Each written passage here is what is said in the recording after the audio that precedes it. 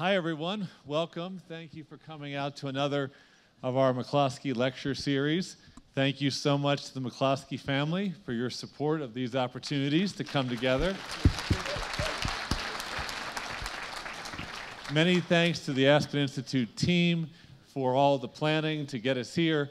This is like a present to me because I love working with this guy so much. My first year on this job has coincided with his first year, and I've had a chance to learn just a great deal, just being around you, observing how you think and how you work.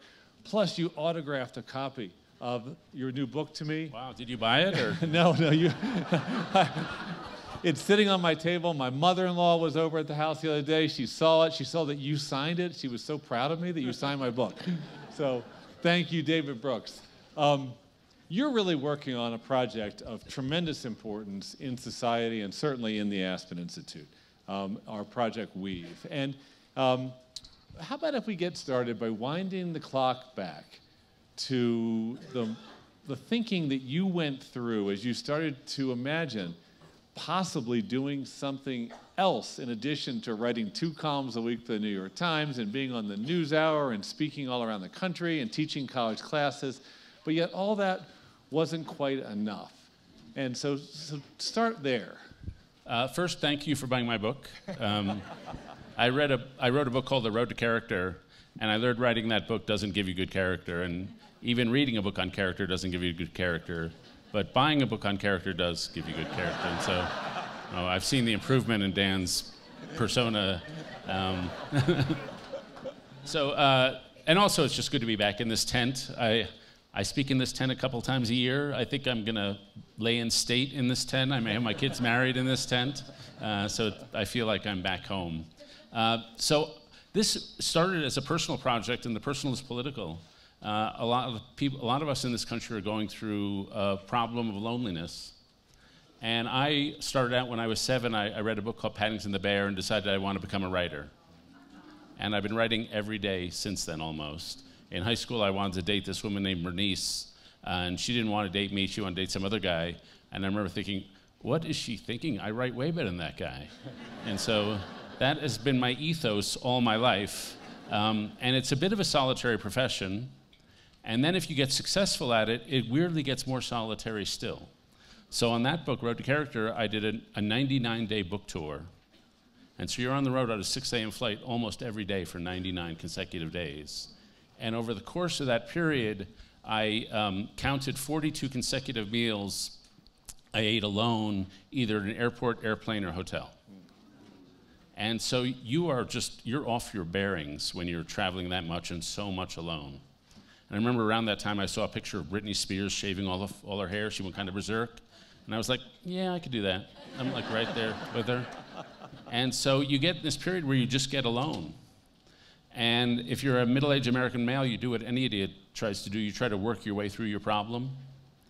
And workaholism is a good way to avoid any kind of spiritual or emotional crisis. And so I'd gotten to this point in 2013 where I had a bad period. And we all have bad periods in life. And this was a period where my kids had gone away to college, my marriage had ended, I used to be a conservative, I'm not really conservative anymore, so I'd lost all those friendships. Where were you when I needed you? And so I had gone to a low point in life, and I symbolize it. I say, you know, if you went to my apartment where I was living alone in DC, and you went to the kitchen and you pulled open the drawers where there should have been silverware, it was just Post-it notes. And where there should have been plates, it was just stationery. Because I wasn't entertaining, I wasn't seeing anybody, I was just writing a lot. And it was a period of intense loneliness. And so I could have gotten my colleagues at the Times, but my joke is that being a conservative at the New York Times is like being the chief rabbi at Mecca. There's not a lot of company there.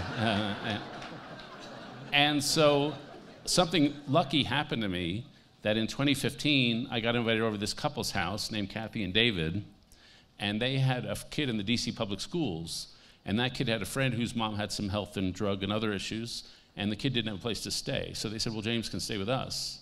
And then that kid had a friend, and that kid had a friend, and by the time I went to their house in 2015, there were 40 kids around the dinner table and 15 sleeping around the house.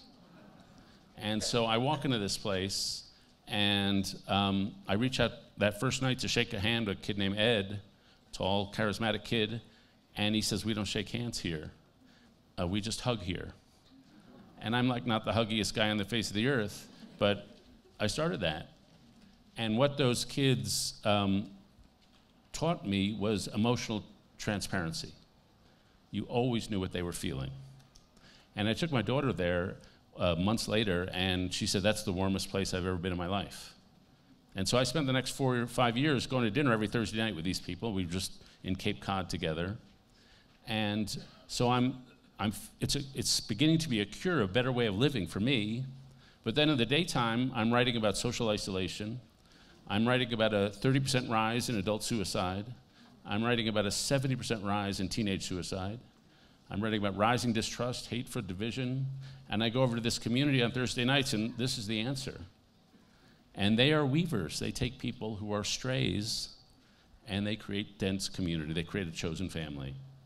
And so I'd seen it in my own life, and I thought, those people are the answer to our problem. Yeah. Let's find some more. Yeah, so,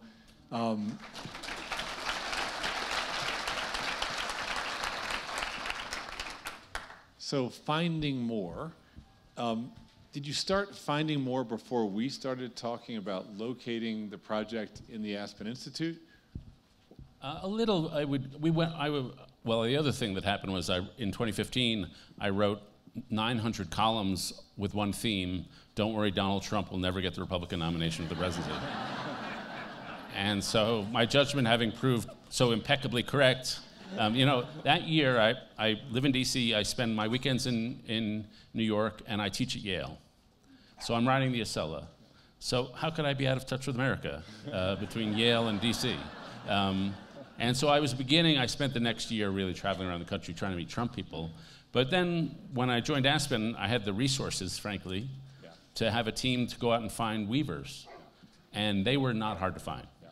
So for me, one of the things that was so exciting when I started in my role here, announced to be here in November of 18 and then starting informally in the spring of 19, was that David came and said, the Aspen Institute is, I'm quoting, "the best convening organization in the world.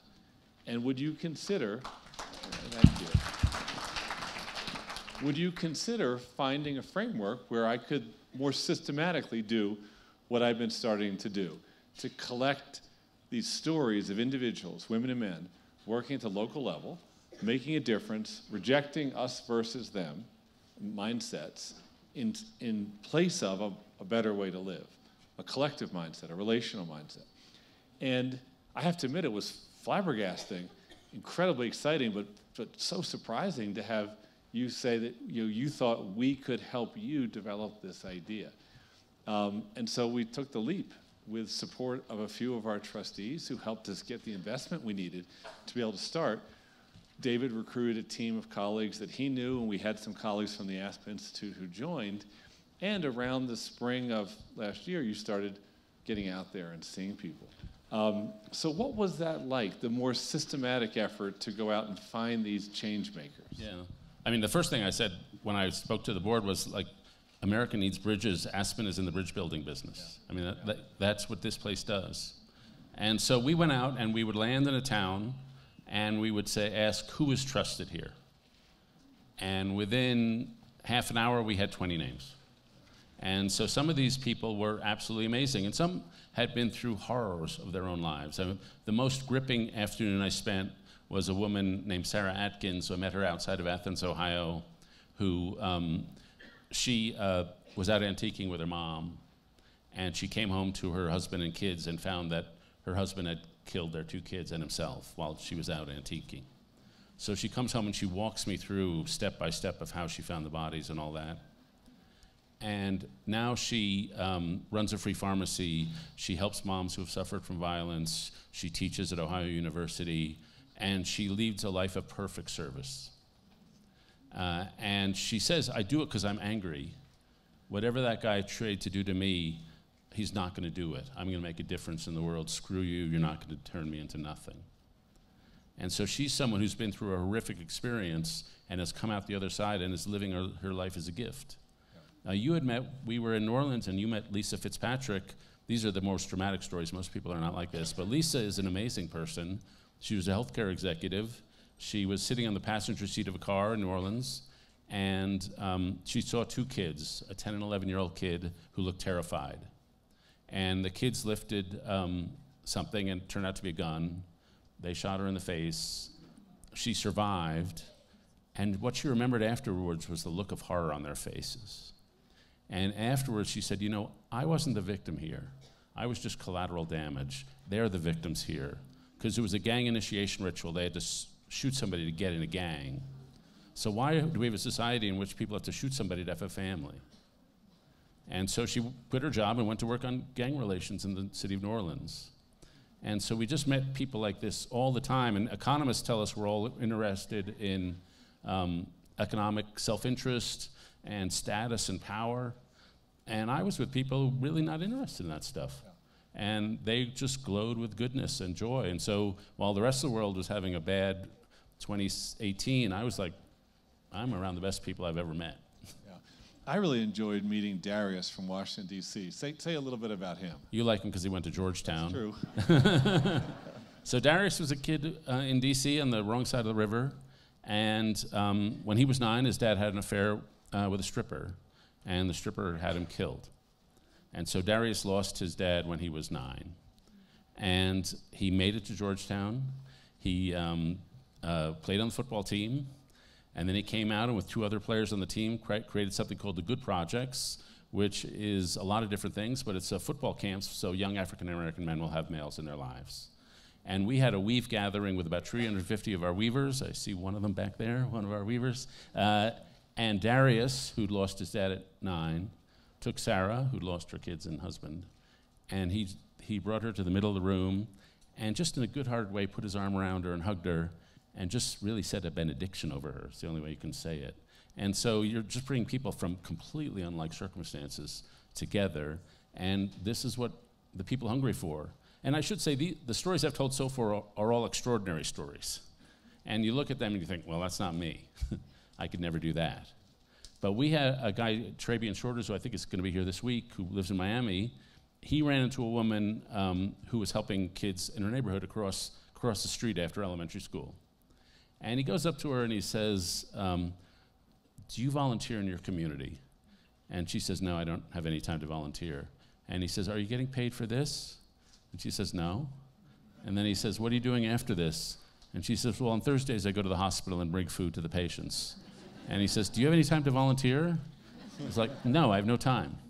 And to her, that's not volunteering. It's just what neighbors do. And so most of the care that's done in society is not going to be done by superheroes like Sarah Adkins. It's going to be done by all of us doing a ritual. So, we meet our neighbors. We have a barbecue when a new family comes to town. If somebody comes out of jail, we host a ritual so we can say, welcome back into the community. If a Marine comes back from overseas, we have a ritual, welcome back in the community. And they're just everyday things that normal people can do to weave relationship, to have a relationship with people completely unlike yourself. And so that's how America turns around. It's not going to be because of the superheroes.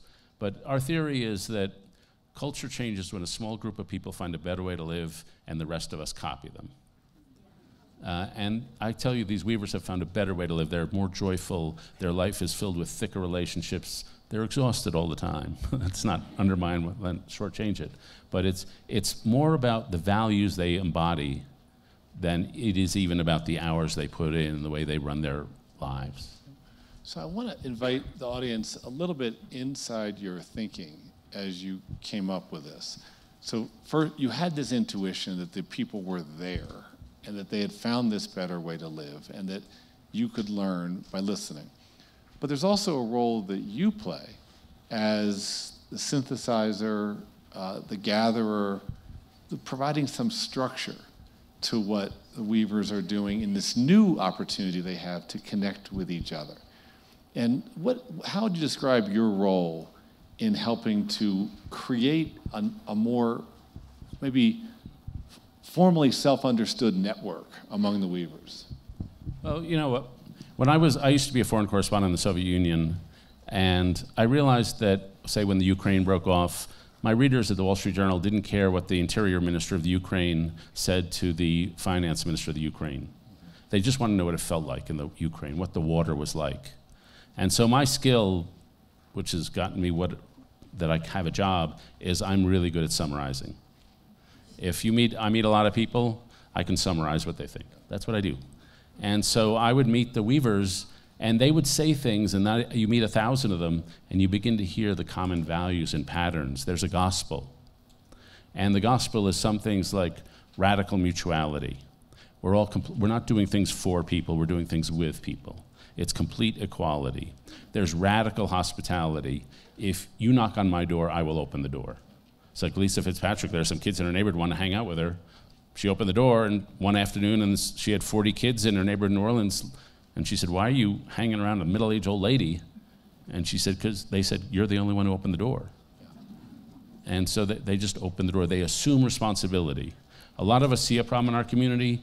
As a matter of course, they assume, well, if there's a problem, I'm going to take care of it because I love my community. They tend to be deeply rooted in their place. Met a guy in Youngstown, Ohio, who held up a sign. He started his career holding up a sign that just said, "Defend Youngstown." They just love their place. And then the thing that I would say is most key and has been most transformational for me is that they are great at relationship. That a lot of us are okay at relationship, but they're really good at being there for you and understanding what motivates you, of looking inside you. And then they really care about getting the relationship to the next level. The story I love to tell, it's a sad story, is there's a woman named Mary Gordon who runs something called Roots of Empathy. And what she does is she takes mothers and infants and puts them in 8th grade classrooms, and the 8th graders look at the infant as he crawls around, and they have to guess what the infant is doing. It's a way to teach them how to think about somebody else's mind. And it's a great program. And one of the kids she had was a kid named Darren who'd been held back for 2 years. He was run through the foster care system, had seen his mom die. And he was bigger and scarier, and he asked the mom, "Can I hold your baby?" And the mom was nervous because Darren was big and scary looking. But she said, okay. Darren held the baby, and it was great with the baby. Put it on, nuzzled him on his chest. And then when he gave it back, he asked a series of questions, the last of which was, "If nobody has ever loved you, can you still be a good father?" And so Mary Gordon goes to people like Darren and says, "I'm going to get you in a relationship." See, so for me, as I was learning about your interest in doing this, I thought one of the most powerful things Aspen could do was to give you this opportunity to do it systematically and formally, but then to interpret it however you would choose to, just because of your gifts. It's hardly just summarizing. And so it was really exciting to me when you came out with what you called a manifesto, where you started to describe the different figures in the carpet among weavers. And why did you choose to write a document that captured these different commonalities among this disparate group of human beings? Yeah. We're about cultural change. America has 60 years of a highly individualistic culture. In the 1950s, we were not too individualistic. We were a very communal culture. If you grew up in Chicago in the 1950s, you didn't say, "I'm from Chicago." You said, "I'm from 59th and Pulaski." Like your neighborhood was your thing, and you were planted. And we smashed that up for good reasons. It was racist, it was anti-Semitic, the food was really boring. And starting about the 1960s, we developed a much more individualistic culture. And my favorite cultural pivot point was a highlight of my childhood, 1969 or 70, Super Bowl III. There were two quarterbacks on the field, one from Baltimore. Well, they both grew up in Western Pennsylvania, about 10 miles apart, but also 10 years apart.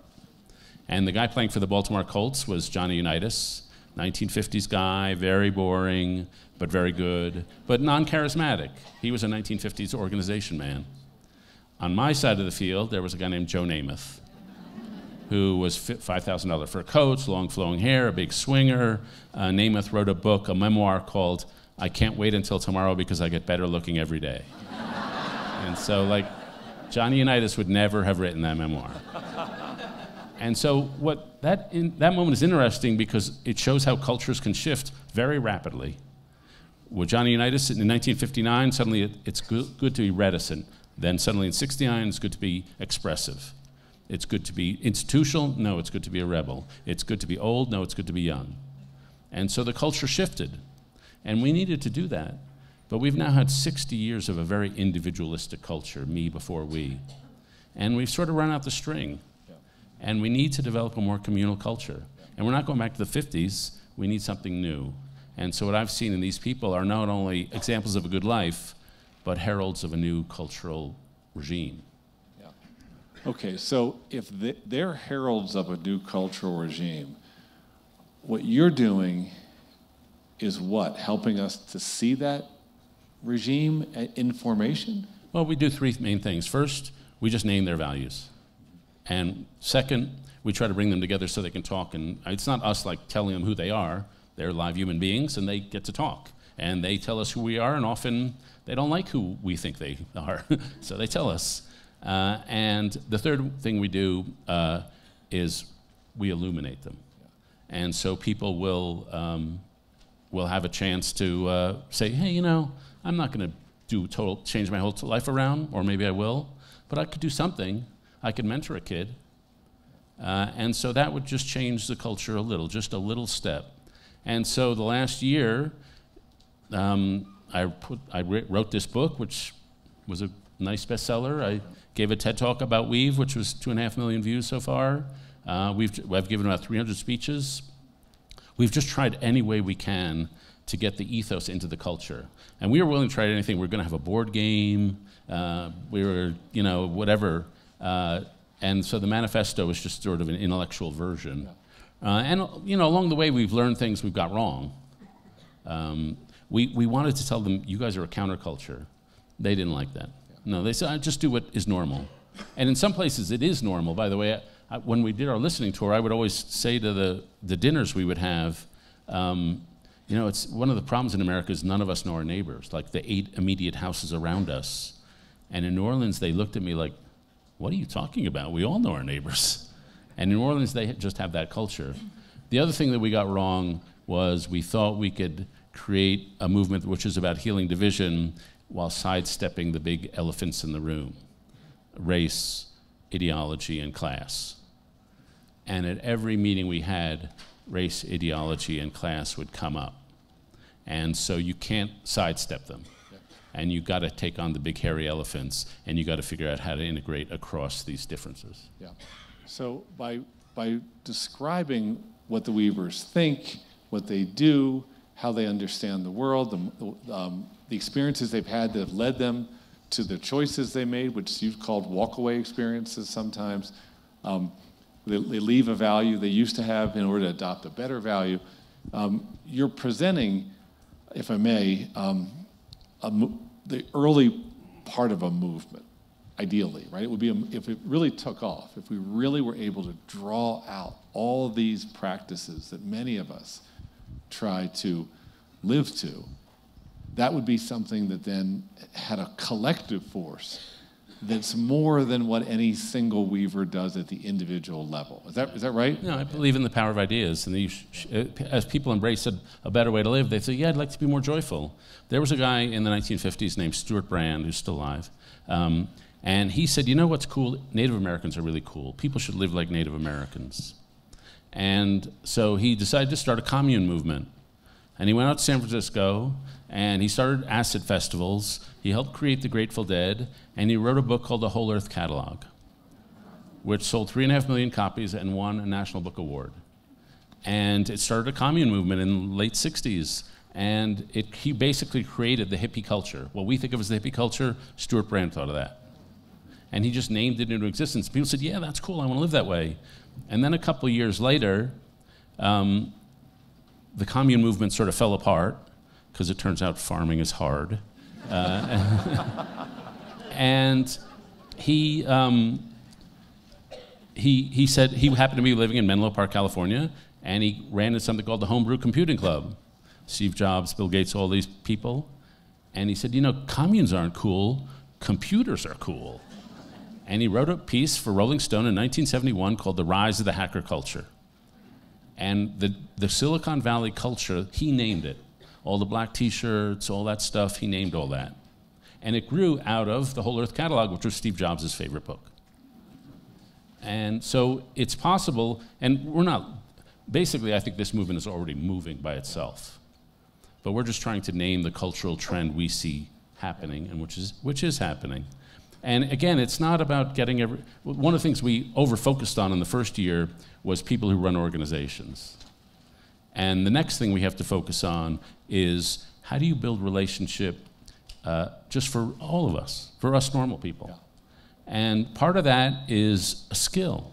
Like one of the things I'm really thinking about is so many people feel invisible in society today. Young people feel invisible to the old. African Americans often feel invisible to whites.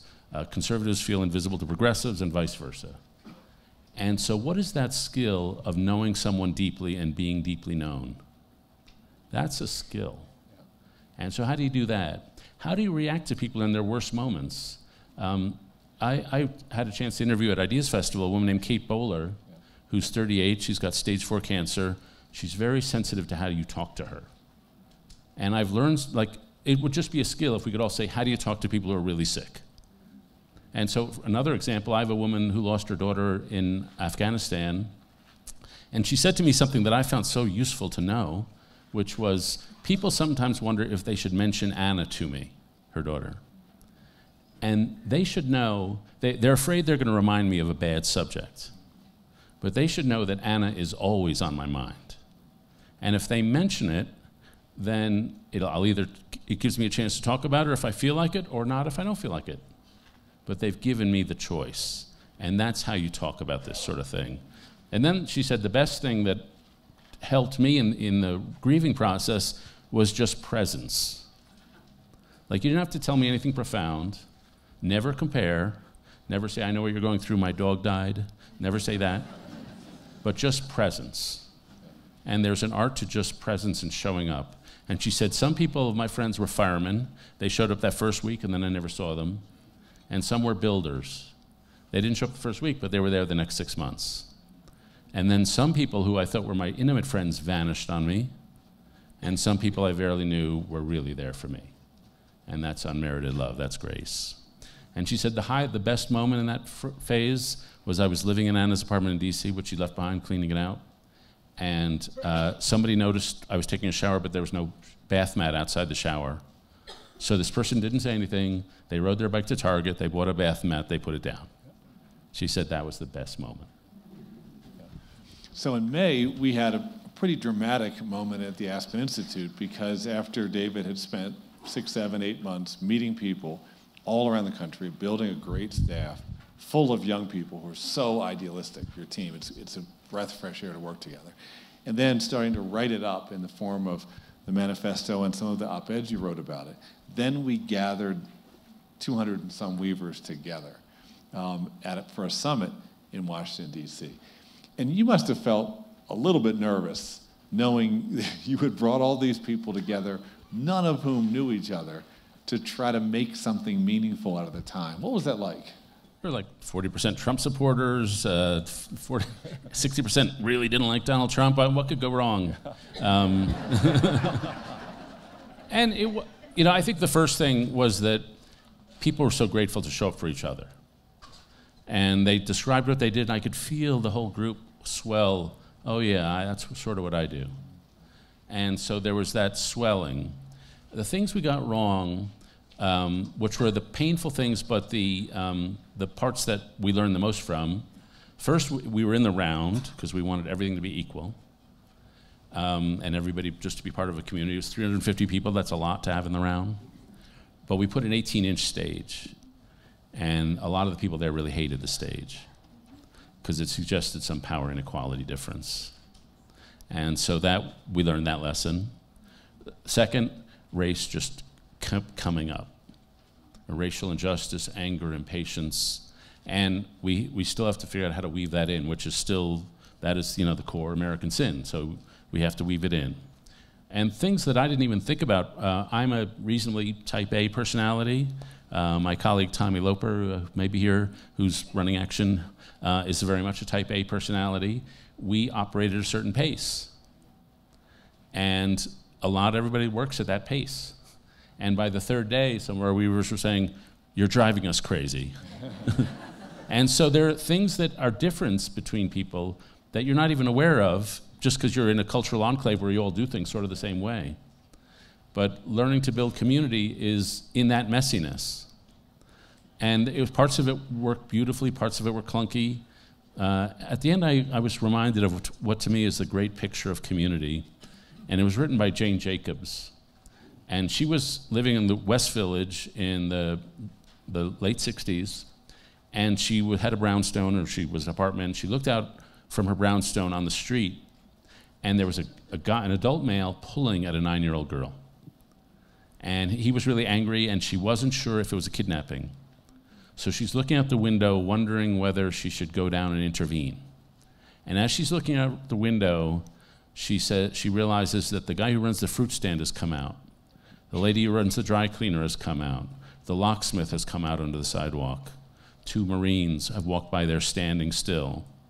And she realizes that guy didn't realize it, but he was surrounded. And so she says a community is like a ballet.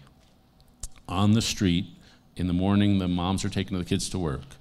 Then there's other people going off to work. Then the shopkeepers come in. Then the tourists come in. It's a ballet.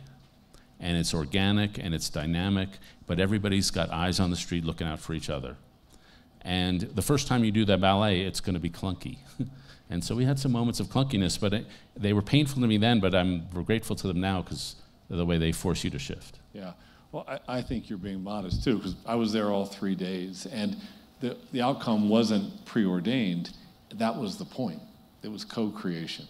So one of the things that you had the insight to do was to have at least one session where people talked, if they wanted to, about trauma. Because I guess so many people have been brought to this work by a traumatic experience.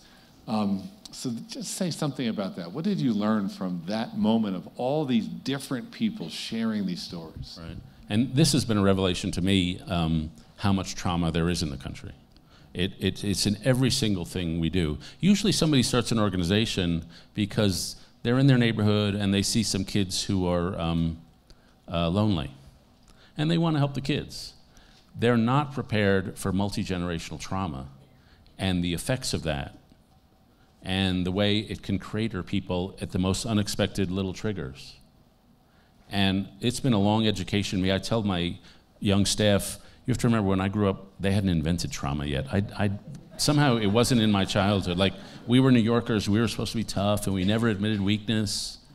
But now, to their credit, the younger generation is very open about their mental health issues, and they're suffering a lot more of them, frankly. Yeah. And so how you work people through trauma and how you be gentle with them, there's just, I mentioned this statistic, which I think is the most shocking statistic in America today, since 2011, the 70% rise in teenage suicide. And it's rare that I am at an audience where I mention teenage suicide, and people always come to me, I lost my son, I lost my daughter. And so people are the kids are working through trauma, the adults around them are working through trauma, a lot of the guys back from Iraq, men and women, are working through that. And so it's just this long process of sensitivity, of unveiling, and just it's what happens when you live in a society where people are not embedded in trusting relationships. It's interesting because these people are all powerhouses in their communities. And so that experience of seeing them come together and then let down their guards, almost like, you must get this, you've done it too, was so powerful. So something else that really struck me, and I haven't mentioned this to David before, but there were a couple national level journalists like you that were there. And a couple times I looked into their eyes as they were watching you lead the discussion, and I saw on their face this combination of awe and bewilderment. It's just that you were doing something so different than what national journalists do. And have you felt yourself moving into a terrain that makes it hard to be what you also are, a journalist? Or have you found that your colleagues don't know how to interpret what you're doing? A little of that. I always, when I go to journalism schools, I tell the students, if you're at a football game and everyone else is doing the wave and you just sit there, you have the right kind of aloof personality type to be a journalist. Because as journalists, we don't do stuff, we watch other people do stuff. And so we're good at remove. I used to be a movie critic twice in my career, and it destroyed my love of movies because I built a wall between me and the movie, which was my notepad. And we build a wall between us and the world. And frankly, a lot of socially awkward people go into journalism because it's a way to structure your social encounters, the interview. And if you go to any newspaper, you're like socially awkward. And you're also then got the ethos that we don't let down our guard. We're just impassive, and then you project onto us. And then we've got an ethos which is more destructive, which is the journalism's job to make the world better is to expose how rotten the problems are. We don't have to provide any solutions, we just have to expose how rotten the problems are, which creates a media which disempowers the reader, doesn't give them a sense of agency. And so I was, A, breaking out of the social mold, and B, breaking out of the journalistic theory of change. And there are other journalists. There's a guy named David Bornstein who runs a thing called Solutions Journalism Network. He also does this. But I think what I wrote this book that came out 4 or 5 months ago, and it was about moral renewal, how nations and people turn themselves around. And in the first draft, I didn't have anything about myself. In the second, one of my interns at Weave said, you got to put yourself in the book. And once you step across that line to honesty and vulnerability, you can't just dip your toe, you have to step all the way. And frankly, one of the changes that my DC community of kids wrought in me is the ability to really admire emotional openness. And if I'm going to communicate with people and I'm going to build a relationship with you, it's the unveiling of vulnerability. And you just have to do that. Yeah. And middle-aged white guys are not trained at that. Yeah. It wasn't part of our curriculum back in Cub Scouts. And so it's a process of trust falling. So I have 2 questions, then we'll open it up. The first one is, you are also obviously an astute commentator of political life and political dynamics. And you've written extensively about where the Republican Party is going, what does it mean to be a conservative today. You've also begun writing about the move to the left in the Democratic Party. You've written about the toxic nature of discourse. So all that, is this separate and unrelated? No. You know, I think a lot of the damage in our politics, first of all, it grows out of isolation. If you leave people naked and alone, they do what their evolutionary roots tell them to do, which is they revert to tribe.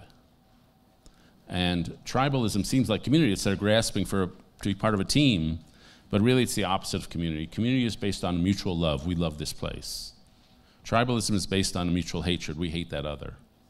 So it's always a scarcity mentality. It's zero-sum thinking. It's always us versus them, erect barriers, build walls. And we could enter a period when tribalism is the dominant ethos of the world. Madeline is here. You know, I covered foreign affairs for the Wall Street Journal back then, and in the 90s, and I witnessed nothing but great events. I covered the fall of the Soviet Union, the end of apartheid, Mandela coming out of prison, the Oslo peace process, the reunification of Germany, the Maastricht Treaty in Europe. It was like one good news story after another. And then at the end, I covered an event I barely cared about, and I thought was a footnote, which was the Yugoslav Civil War. But that event could be argued was the most influential event I covered, because the ensuing period has been a period of ethnic strongmen and ethnic cleansing and all the rest, identity politics. And so what weaving is integration. It's taking people who are different and integrating them. And the adventure, you know, to me, there are 3 real forces in the country today. There's sort of right-wing authoritarian illiberalism. There's a left-wing illiberalism that doesn't respect freedom of speech. And then there's John Stuart Mill-style liberalism, which was the procedures of fairness, the adventure of diversity.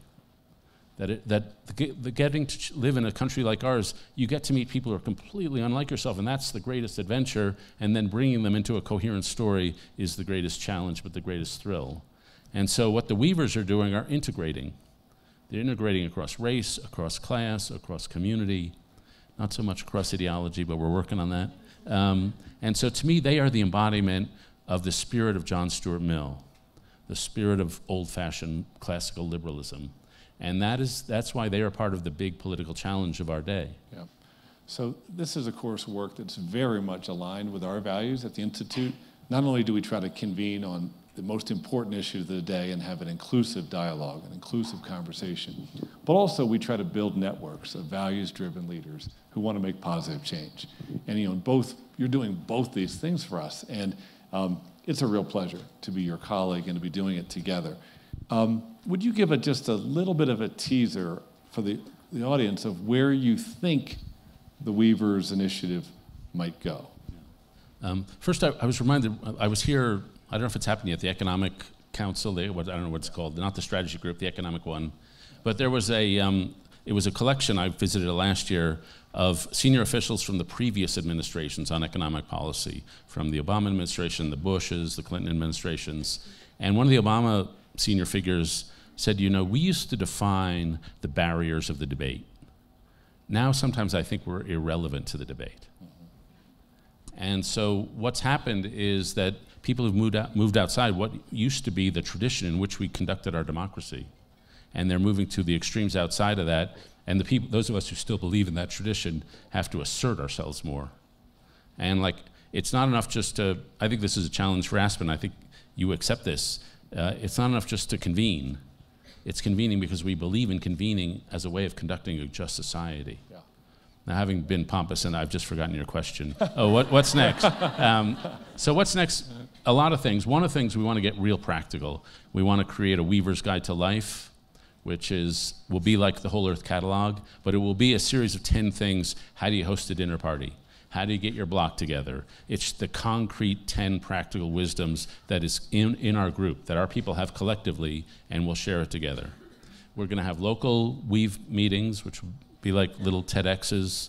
I want to do something on weaving and economics, because we had Raj Chetty here a couple weeks ago, and when you look at the income mobility data, whether you grow up in one neighborhood or a neighborhood a half mile over has a tremendous impact on whether you'll surpass your parents' income. And basically, if you grow up in a neighborhood with thick community, libraries, good parents around the block, your odds are just so much better. Just one Raj Chetty study, this is about incarceration. There are 2 comparable neighborhoods in LA, one called South Central and one called Compton. In South Central, 40% of the men age 21 had been incarcerated. In Compton, it was 6%. These neighborhoods are like 2 miles away from each other. It's about the density of social connection. They're demographically similar neighborhoods. So I want to do something on that. And so we want to really create a set of seminars so Weavers can teach each other about their lives. One of the things you learn about a lot of people who are really building community is how lonely they are. They went into it to be in relationship, but being at the top of any organization is just lonely. And then I'd love to get Weavers in business, people in the business community. How can they create a weaving ethos in their company and also in their community? And so we're just trying to spread outward with any idea you can think of. Well, thank you. Let's open it up for questions.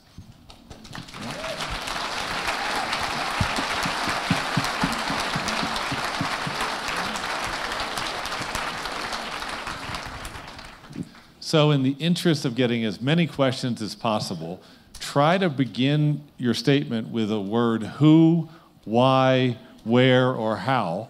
More short questions and we'll get more answers from David. Right here. Well, I'll do my best. I'm not good at those lead sentences with those things in them. Well, my question is this. You talk about the adventure of diversity, and it seems to me there's a global force against that. We have a leader, i.e. the president, who is really more a me, not a we, I think. At least that's my feeling about him. And so I feel like there are all these forces in leadership around the world, and we are a global society. It isn't just local any longer. How do we combat that? I understand these grassroots efforts, but it feels without obvious leadership on that level that it's impossible, the task. Thank you. Two things to be said. One is that Robert Putnam has been of Harvard, who wrote Bowling Alone, and he's been a thought partner with us through this. He's working on a book on how cultures turn themselves around, and he points to the 1890s to 1910. So the 1890s was a big economic transition, big wave of immigration, a lot of political corruption. America was not in a great place. Three things happened.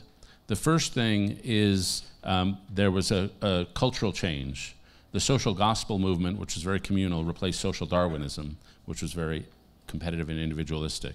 Then you had a civic renaissance, which was in the 1890s, you saw the creation of the Boy Scouts, the Girl Scouts, the Boys Club, the Girls Clubs, the temperance movement, the settlement house movement, the environmental movement, the NAACP.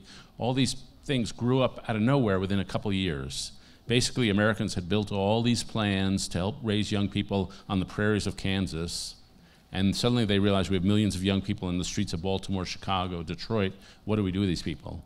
And so there was a civic renaissance, and then finally, after you had the cultural shift, the civic renaissance, you had a political recovery, which was the progressive movement. And so it goes cultural, civic, political. And I cover politics closely.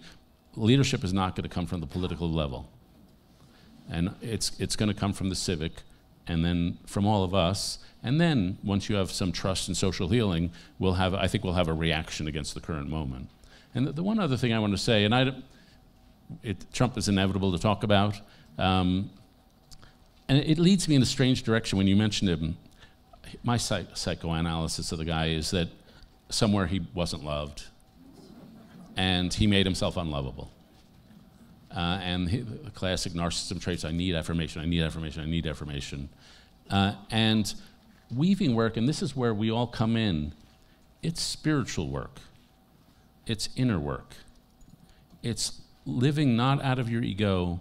It's going down into a deeper part of yourself. There's a great quote from Annie Dillard that I won't be able to quote. She says, if you go down to the psychological depths of yourself, you'll find those places that scientists cannot understand, and you'll find there your illimitable ability to care.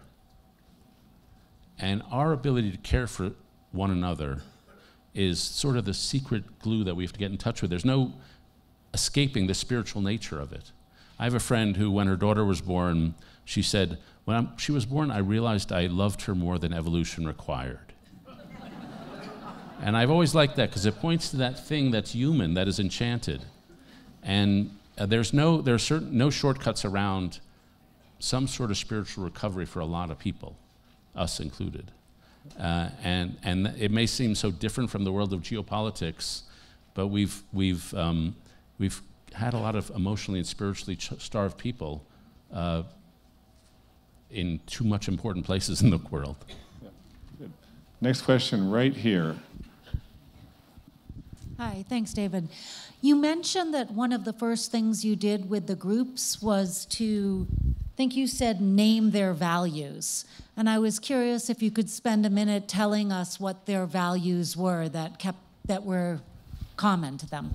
The phrase, I mentioned some of them, radical mutuality. These are phrases we just heard over and over again. The first thing we did was we just traveled around the country listening and just like meeting with them one by one in their organizations, having dinners with them, just hundreds and hundreds of conversations. The phrase I heard most in all that was the whole person. There was a sense that schools had chopped out the brain, so a student was just a brain on a stick. Hospitals took care of the body, and so there was just physical, and workplaces just did your muscle or your analytic brain. And people wanted to treat the whole person, wanted to create a system, workplaces, organizations, where you could bring your whole self and be a fully integrated human being. I'm trying to think of some of the other values. The one thing you sensed when you were there, so many of these people, is they lead with their heart. Like if you got into Stanford for having a great heart, they'd be at Stanford. And they're not afraid to leave. They're not. Some of them, the best ones, frankly, have a great heart and also an engineer's mind. one of my favorite people I met, and again, I'm going to the extremes because they make better stories, frankly.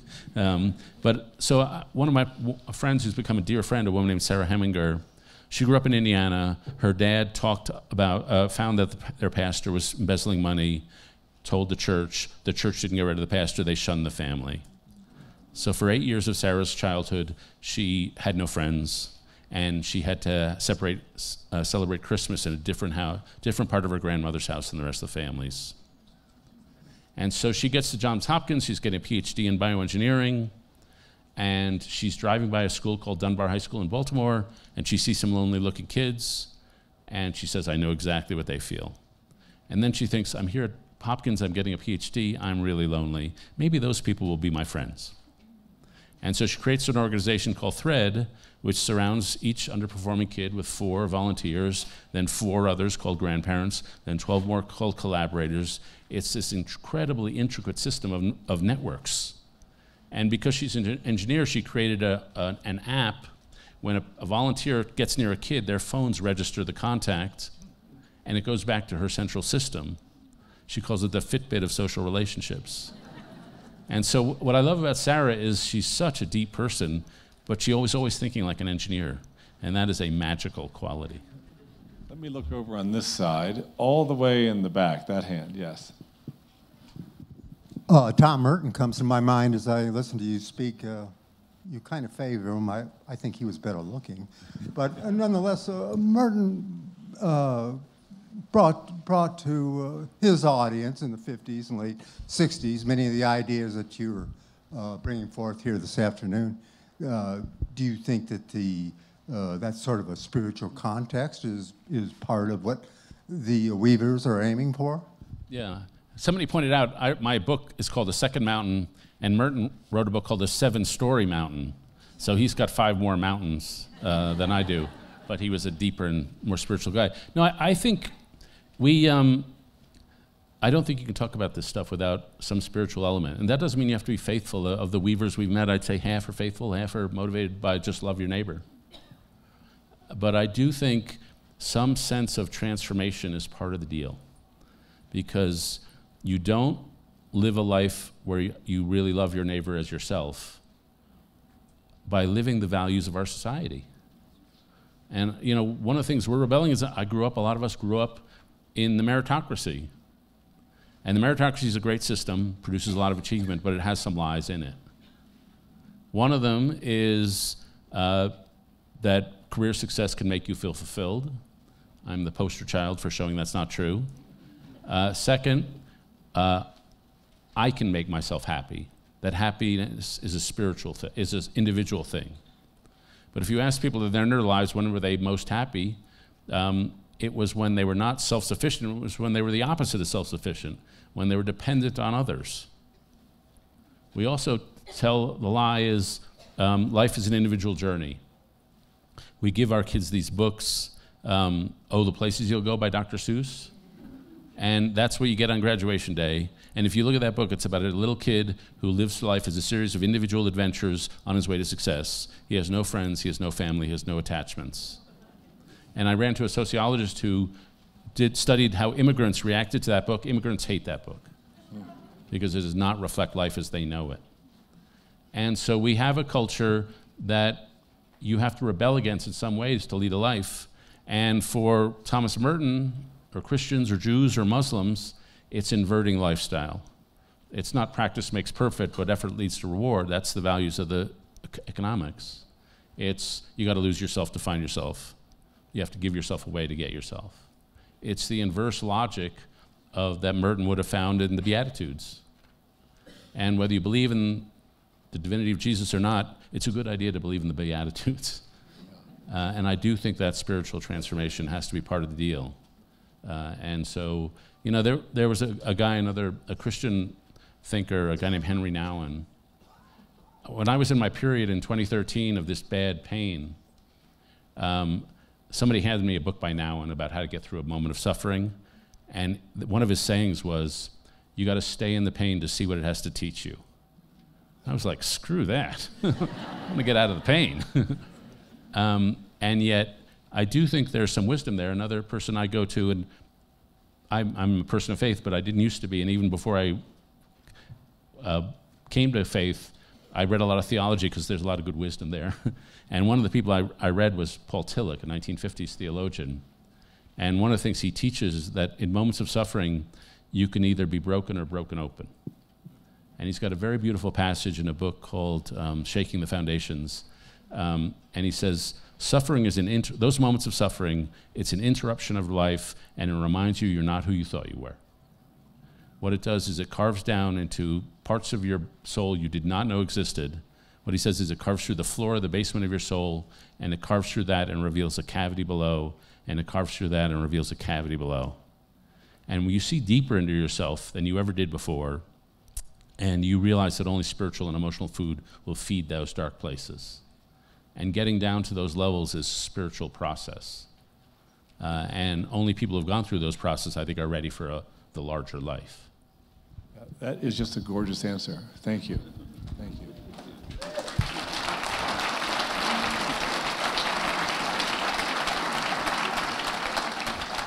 We have time for one more question from this side of the room.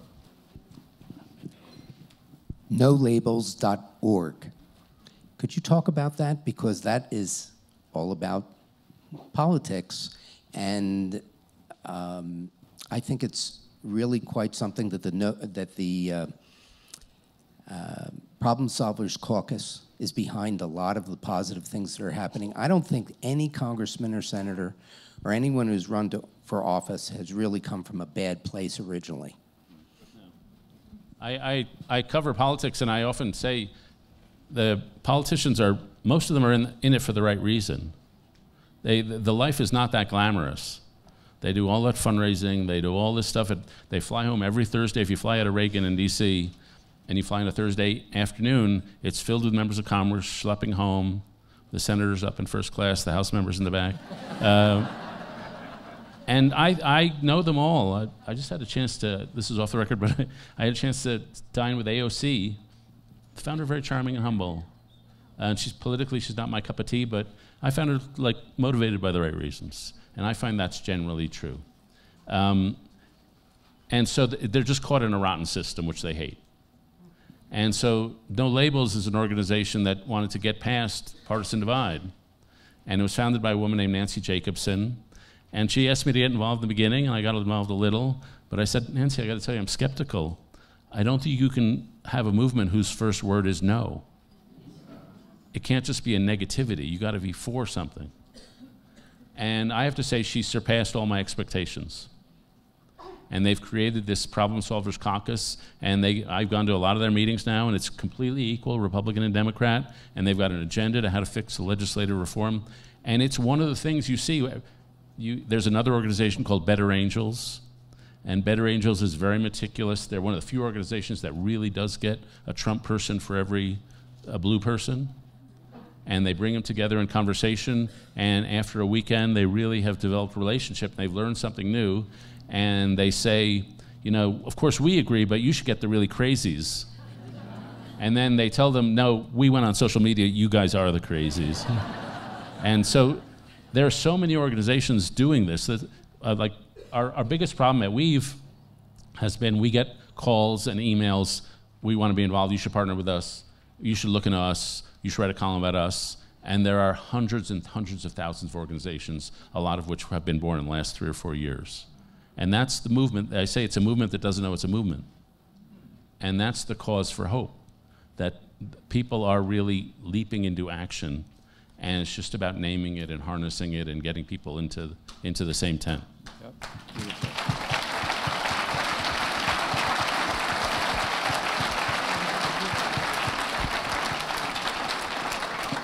On that note, David Brooks, thank you so much for being here. Thank you to the McCloskey family.